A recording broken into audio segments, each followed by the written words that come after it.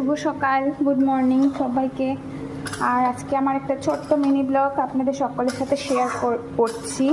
এখানে মাছের তরকারিটা একটু ভেজে নিচ্ছি, মানে আলু ঝিঙে দিয়ে সব কিছু রেডি। যে এখানে আছে, এখন সৌম্যদীপকে ভাত খাওয়াবো। এই যে এটা দিয়ে নিরামিষ একটা গ্যাট করবো, ডাল আছে আর এই যে তরকারি গ্রেভি করে করবো। তো আর এই যে তো এখন হচ্ছে যে সৌম্যদীপকে খাওয়ানোর টাইম, যার জন্য মানে আমি তাড়াহুড়ো করছি। এবার সৌম্যদীপকে খাওয়াতে অনেকটা সময় লেগে যাবে, 2 ঘন্টা। আর ও কালকেই বাড়ি থেকে এসছে, মানে আমার বাবার বাড়ি থেকে আসলো। আসার পরে ও রাত্রিবেলা খেয়ে দিয়ে ঘুমিয়ে পড়েছে। ও ভীষণ দুষ্টুমি করে। আর আমার প্রেগনেন্সি চলছে, আপনারা সবাই জানেন, তার জন্য সৌম্যদীপকে আমি এখন দেখতে পাচ্ছি না। আর এই জন্য মাও রাখে, সবাই মিলে ওকে দেখছে।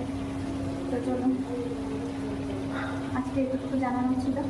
আর হচ্ছে যে আমি একটু চাইছি ক্রাঞ্চ করতে,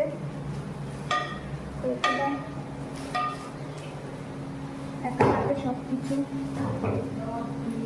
এই যে একটু ক্রাঞ্চ করে নিই।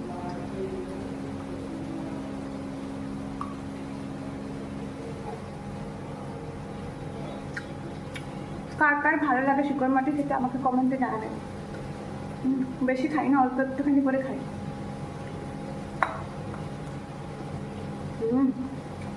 ভীষণ টেস্টি, ইয়াম্মি। চ্যানেলটাকে সাবস্ক্রাইব করে পাশে থাকবেন সবাই।